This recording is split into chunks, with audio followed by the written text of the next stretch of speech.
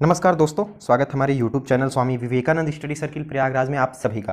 दोस्तों, मैंने आप लोगों को कहा तो हड़प्पा कालीन जो अस्पतालों यहाँ पे हो गए, यहाँ पे हड़प्पा कालीन स्थलों रहेगा, मिस प्रिंटिंग। हड़प्पा कालीन स्थलों में अभी तक किस धातु की प्राप्ति नहीं की गई है? तो हड़प्पा सभ्यता में कौन सी धातु? हड़प्पा सभ्यता एक कौन सी सभ्यता थी? एक कांस्य युगीन सभ्यता थी। क्या थी? ये सब सारी चीज़ें बहुत इंपॉर्टेंट है दोस्तों। ये प्रश्न जो है आपको टेलीग्राम चैनल पर मिल जाएगा, आप डाउनलोड करके इसको रिवीजन कर सकते हैं। तो हड़प्पा सभ्यता क्या थे? कांस्य युगीन। ये भी प्रश्न पूछा जा सकता है। तो इसमें किस धातु की जानकारी नहीं थी? तो ये हो जाएगा लोहा। कौन सा? ऑप्शन नंबर दूसरा, लोहा।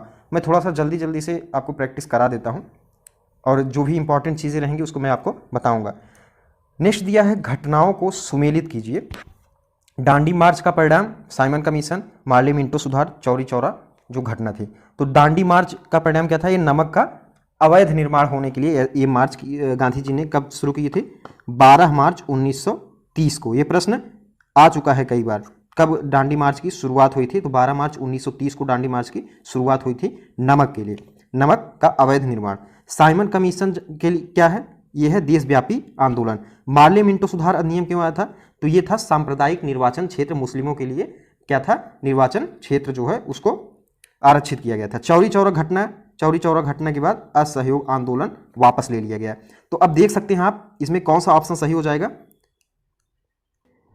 तो आप देख रहे हैं सीधा यहां पर पहला वाला ऑप्शन सही हो जाएगा। नेक्स्ट प्रश्न देखते हैं, हंटर आयोग का गठन क्यों किया गया? हंटर आयोग का गठन किया गया था जलियांवाला बाग हत्याकांड के जांच के लिए। अब बता दो जलियांवाला बाग हत्याकांड हुआ कब था? बहुत इंपॉर्टेंट रहेगा। ये हुआ था 13 अप्रैल वो दिन था दोस्तों। और 13 अप्रैल सन क्या था? 1919 को जलियांवाला बाग हत्याकांड हुआ। और इसकी जांच हेतु किस आयोग का गठन किया गया? तो वो है हंटर आयोग। ये बहुत इंपॉर्टेंट प्रश्न है। अगला देखते हैं हम लोग, भारतीय राष्ट्रीय कांग्रेस की स्थापना के बाद कांग्रेस का महासचिव कौन बना? तो भारतीय राष्ट्रीय कांग्रेस की स्थापना कब हुई थी दोस्तों? नोट करना, 1885 ईस्वी में। 1885 ईस्वी में इसकी स्थापना हुई। और उस समय वायसराय कौन था? तो कौन था? वो था डफरिन। और स्थापना किसने की थी? वो किए थे A.O. ह्यूम, एक अंग्रेजी सिविल सेवक थे। A.O. ह्यूम के द्वारा इसकी स्थापना की गई थी। और इसमें जिन्होंने स्थापना की थी A.O. ह्यूम ने, वो क्या बने थे? कांग्रेस के पहले महासचिव बने थे कांग्रेस के। और अगर बात करेंगे पहला अध्यक्ष कौन बना? तो वो थे व्योमेश चंद्र बनर्जी। और पहला मुस्लिम अध्यक्ष कौन बना? ऐसा प्रश्न आ सकता है। तो वो है दोस्तों बदरुद्दीन तैयब जी। तो ये चीज़ आप ध्यान रखना, कौन महासचिव थे कांग्रेस के पहले? वो थे A.O. ह्यूम। नेक्स्ट बात करेंगे दूसरा प्रश्न। यहाँ पे हम लोग 5वें प्रश्न की बात करेंगे। तो भारत के किस राज्य की जनसंख्या दूसरे स्थान पर है? पहले स्थान पर नहीं, दूसरे स्थान पर किस राज्य की जनसंख्या है? तो वो है महाराष्ट्र। कौन है? महाराष्ट्र। और पहले नंबर की बात करें तो आप भूलिएगा नहीं, कौन है? वो है उत्तर प्रदेश जो है, ये भारत में जनसंख्या की दृष्टि से पहले नंबर पर है। और महाराष्ट्र क्या है? वो दूसरे नंबर पर है। अगला एक प्रश्न देखते हैं, बांग्लादेश अपनी सीमा का जो उसका सीमा है वो भारत के किस राज्य से साझा नहीं करता? यानी किस राज्य से वो टच नहीं करता? असम, त्रिपुरा, झारखंड, मेघालय। अगर आप मैप को देखेंगे तो आप बिल्कुल आसानी से ये क्वेश्चन कर सकते हैं। कौन सा हो जाएगा? झारखंड। इससे क्या जानकारी मिलती है? आपको मैप पढ़ना बहुत जरूरी है, क्योंकि ऐसे राज्य पूछे जाएंगे किस राज्य से किसका जो है स्थलीय सीमा नहीं लगती या किस देश से नहीं लगती। तो ये चीज़ आप याद रखिए। कब कौन सा राज्य है? वो है झारखंड जो है, इसका स्थलीय सीमा या सीमा जो है ये बांग्लादेश से टच नहीं होता।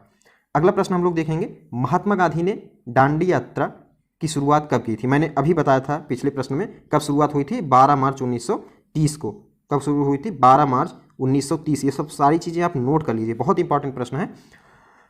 अब नेक्स्ट बात करेंगे, भगवान बुद्ध को ज्ञान की प्राप्ति कहाँ हुई थी? लुम्बिनी, कुशीनगर, बोध गया या ऋषिपत्तन? तो ज्ञान की प्राप्ति की बात कर रहा है। भगवान बुद्ध को ज्ञान की प्राप्ति दोस्तों कहाँ हुई थी?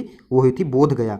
बौद्ध धर्म से रिलेटेड कोई भी प्रश्न आ जाए, मैं वीडियो डिस्क्रिप्शन बॉक्स में दे दूंगा उसका लिंक, आप लोग जरूर देखिए उस वीडियो को देख लेंगे आपका बौद्ध धर्म से कोई क्वेश्चन जो है बचेगा नहीं। मैं डिस्क्रिप्शन बॉक्स में उसको लिंक दे दूंगा, आप लोग जरूर देखिए दोस्तों। तो बोध गया में इनको ज्ञान की प्राप्ति हुई। लुम्बिनी में क्या हुआ था? इनका जन्म हुआ था। जन्म कहाँ हुआ था? लुम्बिनी में। ये चीज ध्यान रखिएगा। अगला प्रश्न देखते हैं, यहाँ पे निम्न में से कौन सा जोड़ा सही नहीं है। यहाँ पे राज्य दिए गए हैं, अभ्यारण्य दिए गए हैं, उसमें कौन से राज्य में कौन सा वन्यजीव अभ्यारण्य नहीं है, ये चीज़ सही है, इसमें सही पूछा गया है, कौन सा जोड़ा सही है, कौन वो हमें बताना है। तो आइए देखते हैं। बांदीपुर कहाँ पर है, इसमें दिया गया है केरल, जो कि गलत है। बांदीपुर कहाँ है मैं आपको बता दूं, इसको नोट कर लेना दोस्तों। बांदीपुर कहाँ है, वो है कर्नाटक। मैंने वीडियो अपलोड किया है, इसके बारे में आप लोग जरूर देखिए कि उसको देख लेंगे वीडियो, तो जो भी इंपॉर्टेंट प्रश्न रहेंगे इससे रिलेटेड बाघ अभ्यारण्य से, वो आपको बिल्कुल आसानी से कर सकते हैं। तो बांदीपुर जो है वो कर्नाटक में है, इसमें केरल दिया है, तो ये तो गलत हो जाएगा। दुधवा नेशनल पार्क जो है ये है उत्तर प्रदेश में, ये वाला ऑप्शन बिल्कुल सही है। रणथंभौर गुजरात दिया है, लेकिन गुजरात नहीं है। रणथंभौर कहाँ है, वो है राजस्थान में। और कान्हा कहाँ पर है, बिहार में नहीं है। ये कहाँ पर है, ये है मध्य प्रदेश। कहाँ पे हो जाएगा, मध्य प्रदेश। और यहाँ पे कौन सा ऑप्शन सही हो जाएगा, दुधवा नेशनल पार्क उत्तर प्रदेश, ये वाला ऑप्शन बिल्कुल सही हो जाएगा। नेक्स्ट प्रश्न देखेंगे, दक्षिण पश्चिम मानसून किस क्षेत्र में वर्षा नहीं कराती। मैंने मानसून पढ़ाया हुआ है, आप लोग देखे होंगे। तो दक्षिण पश्चिम मानसून किस क्षेत्र में वर्षा नहीं कराती। दिल्ली में, तो मैंने क्या बताया था, दिल्ली में कराती है। हिमाचल प्रदेश में दक्षिण पश्चिम मानसून कराती है। दक्षिण पश्चिम मानसून मतलब जो अरब सागर से प्रवेश करती है। बिहार में या फिर मध्य प्रदेश, तो मध्य प्रदेश, दिल्ली और हिमाचल प्रदेश में दक्षिण पश्चिम मानसून बारिश कराती है, लेकिन दोस्तों बिहार में नहीं कराती। बिहार में कौन सी शाखा कराती है, ये शाखा कराती है बंगाल की खाड़ी। कौन सी, बंगाल की खाड़ी। अब हम बात करेंगे निम्न में से कौन सा रबी का फसल नहीं है। जौ, गेहूं, मूंगफली, सरसों, ये तो बिल्कुल आसानी से आप बता सकते हैं। यहाँ पे सही ऑप्शन क्या हो जाएगा, मूंगफली। जौ, गेहूं और सरसों जो है ये रबी के फसल है, मूंगफली जो है ये रबी का फसल नहीं है। अगला प्रश्न देखते हैं, भारत में 1 रुपये के नोट और सिक्कों को कौन जारी करता है। क्या रिजर्व बैंक, या फिर भारत सरकार, या फिर स्टेट बैंक, या यूनिट ट्रस्ट द्वारा। किसके द्वारा 1 रुपये का नोट और सिक्के जो हैं, जैसे 10 का सिक्का है, 5 का सिक्का है, सिक्के जारी किए जाते हैं। तो बहुत से बच्चे वहाँ पे गलती कर सकते हैं कि रिजर्व बैंक को आप क्लिक कर सकते हैं, लेकिन नहीं, रिजर्व बैंक नहीं जारी करता। 1 रुपये का नोट और सिक्कों को जारी करता है भारत सरकार। कौन करता है, भारत सरकार। भारत सरकार के द्वारा ये जारी किया जाता है, ये चीज़ आप नोट कर लीजिए दोस्तों। ये श्रृंखला आपकी लगातार चलेगी 19 तारीख तक, जब तक PET का एग्ज़ाम होगा। इसके लिए दोस्तों क्या करिए, आप चैनल को सब्सक्राइब कर दीजिए। चैनल को सब्सक्राइब करना बहुत अनिवार्य है आपके लिए, ताकि आपको वीडियो का नोटिफिकेशन मिल जाए। आइए दूसरा प्रश्न देखते हैं। एक प्रश्न बहुत बढ़िया दिया गया है, प्रधानमंत्री मुद्रा योजना कितने लाख रुपए तक का मुद्रा ऋण में देता है, ऋण प्रदान करता है। 10 लाख, 5 लाख, 20 लाख या फिर 50 लाख। तो दोस्तों प्रधानमंत्री मुद्रा योजना जो है वो करता है 10 लाख। कितना ऋण प्रदान करता है, 10 लाख। बहुत इंपॉर्टेंट प्रश्न है, 10 लाख रुपए वो ऋण प्रदान करता है। अब नेक्स्ट बात करेंगे हम लोग, प्रारूप समिति के अध्यक्ष कौन थे। प्रारूप समिति यानी जो मसौदा तैयार किया गया था, उसकी समिति के अध्यक्ष कौन थे संविधान में। JB Kripalani, BR Ambedkar, doctor Rajendra Prasad या फिर जवाहरलाल नेहरू। तो इसमें सही ऑप्शन कौन सा हो जाएगा, ये तो बहुत आसान सा प्रश्न है। BR अम्बेडकर क्या थे, वो थे प्रारूप समिति के अध्यक्ष थे। क्या थे, प्रारूप समिति के अध्यक्ष। एक प्रश्न और आ सकता है, इसमें कितने सदस्य थे, तो 7 सदस्य। प्रारूप समिति में कितने सदस्य, 7 सदस्य, और इसके अध्यक्ष बनाया गया था BR अम्बेडकर को। अगला प्रश्न हम लोग देखेंगे, आखिर संविधान में संशोधन करने का अधिकार संसद को किस अनुच्छेद में प्राप्त है। सबसे पहले एक चीज़ आप ध्यान दीजिए, संविधान में संशोधन कौन कर सकता है, तो सीधी सी बात यहाँ पे क्या लिखी गई है, संसद। ये प्रश्न भी पूछा जाता है कि संविधान में संशोधन करने का अधिकार किसको है, तो वो है संसद को। अब दूसरा प्रश्न ये है कि ये संशोधन करने का अधिकार किस अनुच्छेद में है संविधान के। तो इसका सही आंसर क्या हो जाएगा दोस्तों, अनुच्छेद 368 भाग 20 में, भाग 20 के अनुच्छेद 368 में क्या किया गया है, वो किया गया है संविधान में संशोधन करने का अधिकार दिया गया है संसद को, अनुच्छेद 368 के अंतर्गत। एक प्रश्न है कि सिक्किम को पूर्ण राज्य का दर्जा किस संविधान संशोधन के द्वारा दिया गया। सिक्किम को जब भारत में एंट्री मिली थी तो वो पूर्ण राज्य नहीं बना था। अगर भारत में एंट्री की बात करेंगे तो वो मिला था 35वें संविधान संशोधन में। किसमें, 35वें संविधान संशोधन में। लेकिन उसको पूर्ण राज्य का दर्जा कब दिया गया, वो दिया गया 36वें संविधान संशोधन के अंतर्गत। ये प्रश्न पूछा जा सकता है, तो आप प्रश्न को पहले ध्यान से पढ़िए। सिक्किम को किस संविधान संशोधन के अंतर्गत शामिल किया गया, तो 35वें, और किस संविधान संशोधन के अंतर्गत उसे पूर्ण राज्य का दर्जा दिया गया, तो वो हो जाएगा 36वें संविधान संशोधन। ये चीज़ आप ध्यान रखिएगा। ध्वनि की तीव्रता का एसआई मात्रक, तो ध्वनि की तीव्रता का एसआई मात्रक क्या है, डेसीबल। इसको नोट कर लेना, क्या हो जाएगा, डेसिबल जो है वो ध्वनि की तीव्रता का SI मात्रक है। अगला प्रश्न देखते हैं, एड्स का विषाणु जिनमें से किसकी वृद्धि को प्रभावित करता है? इनमें से किसकी वृद्धि को प्रभावित करता है? एड्स का विषाणु इनमें से किसकी वृद्धि को प्रभावित करता है? रक्त में टी कोशिकाओं की, मस्तिष्क में घूसर कोशिकाएं, रक्त में लाल कणिकाएं या फिर हीमोग्लोबिन? तो सही ऑप्शन क्या हो जाएगा? एड्स के विषाणु जो है वो रक्त में टी कोशिकाओं की वृद्धि को क्या करते हैं? प्रभावित करते हैं, यानी ऑप्शन नंबर पहला यहाँ पर सही हो जाएगा। अगला प्रश्न है, 3 से 4 वर्ष के बच्चों में कौन से दांत नहीं होते? यानी अभी 3 से 4-5 वर्ष की अवस्था से छोटे हैं तो उनके अंदर कौन से दांत नहीं होते? कृंतक, रक्षक या फिर अग्रचवर्णक या चवर्णक? तो जो 5 साल से छोटे बच्चे होते हैं, 4 से छोटे बच्चे होते हैं, उनके पास क्या नहीं होता? चवर्णक। कौन सा दांत नहीं होता? चवर्णक, यानी चौथा नंबर ऑप्शन बिल्कुल सही हो जाएगा। चवर्णक जो दांत है वो उन बच्चों के पास नहीं होता। अगला देखते हैं हम लोग, नेपाल के प्रधानमंत्री कौन है? इस समय हाल ही में नेपाल के नए प्रधानमंत्री बनाए गए। कौन बनाए गए? वो हैं शेख शेर बहादुर देउबा। कौन है? शेर बहादुर देउबा अभी हाल ही में बने KP ओली के स्थान पर। KP ओली इससे पहले प्रधानमंत्री थे नेपाल के। अब अगला बात करेंगे हम लोग, अटल पेंशन योजना की शुरुआत कब हुई? अटल पेंशन योजना की शुरुआत कब हुई? 2015, 2016, 2014 या फिर 2017? तो नोट करना दोस्तों, अटल पेंशन योजना की शुरुआत की गई थी 9 मई 2015 को। कब की गई थी? 9 मई 2015 को। किसके द्वारा? वित्त मंत्रालय के द्वारा। 9 मई 2015। योजना के जो वीडियो हैं, सारी योजना जो महत्वपूर्ण है, मैं उसका वीडियो अपलोड कर दूंगा, आप लोग उसको देख लेंगे तो उसके बाद फिर आपको योजना पढ़ने की आवश्यकता है नहीं, आप बिल्कुल अच्छे से समझ लेंगे। विश्व स्वास्थ्य संगठन की स्थापना कब हुई थी? विश्व स्वास्थ्य संगठन यानी WHO, इसकी स्थापना आखिर कब हुई थी? ये चीज़ हमें देखना है। एक चीज़ हम बात कर लें दोस्तों कि WHO का जो मुख्यालय है वो कहाँ पर है?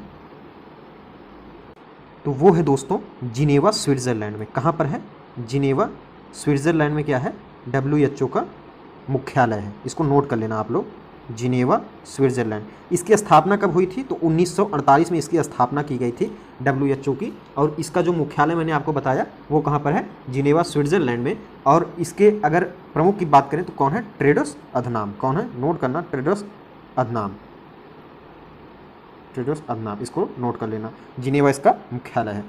अगले प्रश्न की बात करेंगे, हिंद स्वराज के लेखक कौन है? हिंद स्वराज के पुस्तक के लेखक कौन है? महात्मा गांधी या फिर मौलाना अबुल कलाम आज़ाद, डॉक्टर राजेंद्र प्रसाद या मोतीलाल नेहरू? तो दोस्तों हिंद स्वराज के लेखक कौन है? वो है महात्मा गांधी। महात्मा गांधी जी के द्वारा लिखी गई ये पुस्तक है हिंद स्वराज। ऐसे भी पूछा जा सकता है हिंद स्वराज के लेखक या फिर महात्मा गांधी के द्वारा इनमें से कौन सा पुस्तक नहीं लिखा गया है? आपको 3 ऑप्शन दे सकता है और उसके बाद चौथा अलग ऑप्शन दे सकता है। तो हिंद स्वराज जो है, इसको ध्यान रखिएगा, क्या है? ये महात्मा गांधी जी के द्वारा लिखित पुस्तक है। अगला बात करेंगे, निम्न में से किसे राजीव गांधी खेल रत्न पुरस्कार नहीं मिला? पुरस्कार का मैं वीडियो अपलोड कर दूंगा, वो सारे पुरस्कार आप रट लीजिएगा।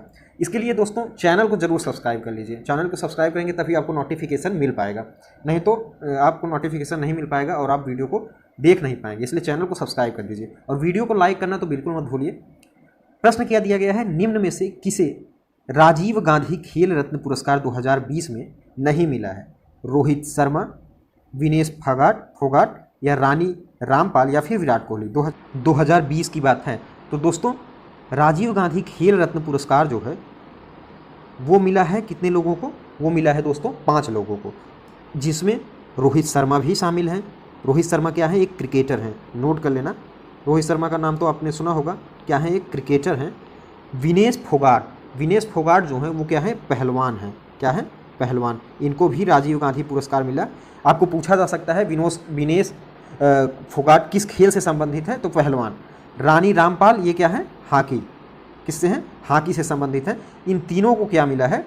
इन तीनों को मिला है राजीव गांधी खेल रत्न पुरस्कार 2020, जबकि विराट कोहली इसमें शामिल नहीं है। तो ऑप्शन कौन सा सही हो जाएगा?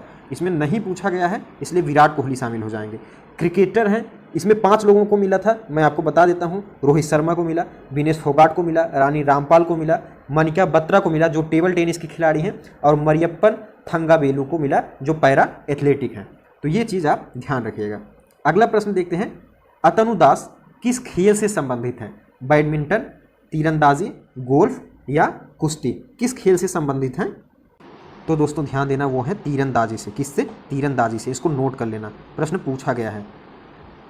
अगली क्वेश्चन की हम बात करें, राष्ट्रीय युवा दिवस कब मनाया जाता है? राष्ट्रीय युवा दिवस तो स्वामी विवेकानंद जी के जन्म दिवस पर मनाया जाता है क्या?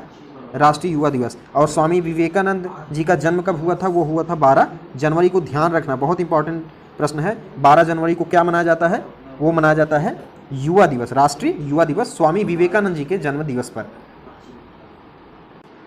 अगले क्वेश्चन की बात करें, हरिप्रसाद चौरसिया जी किस वाद्य यंत्र से संबंधित हैं? हरिप्रसाद चौरसिया जी वो हैं बांसुरी से। किससे? बांसुरी से। नोट कर लीजिएगा।